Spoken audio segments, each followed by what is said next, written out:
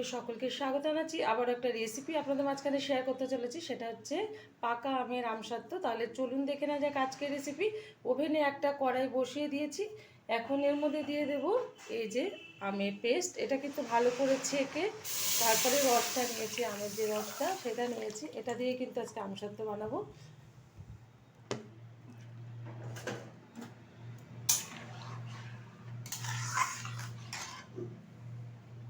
এখন দিয়ে দেব এর মধ্যে খুব সামান্য পরিমাণে একটু লবণ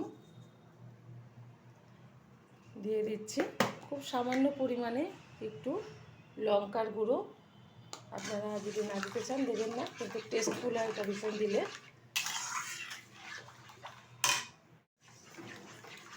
এখন এর মধ্যে দিয়ে দেব চিনি।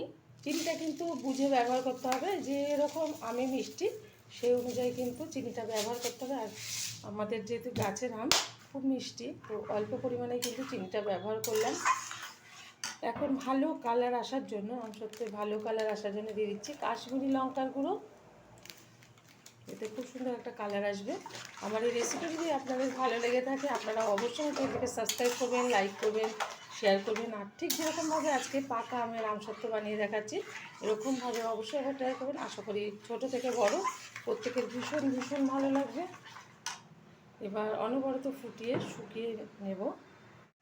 আমসত্ত্বটা দেওয়ার জন্য কিন্তু আমটা কিন্তু একদম পারফেক্ট আমি শুকনো করে নিয়েছি। এখন আমি ওভেনটা বন্ধ করে একটা থালাতে ঢেলে দেবো, স্টিলের থালাতে। আর থালার মধ্যে আগে থেকে এই একটু সাদা তেল মেখে রেখেছি, এখন ঢেলে দিচ্ছি থালাতে। আর তারপরে রোদে দিয়ে শুকিয়ে নেব, তারপরে দেখাবো আমসত্ত্বটা কেমন হয়েছে। যে আমসত্ত্বটা কিন্তু আমি এই যে রোদে দিয়েছিলাম সেটা শুকানো হয়ে গেছে ভালোভাবে।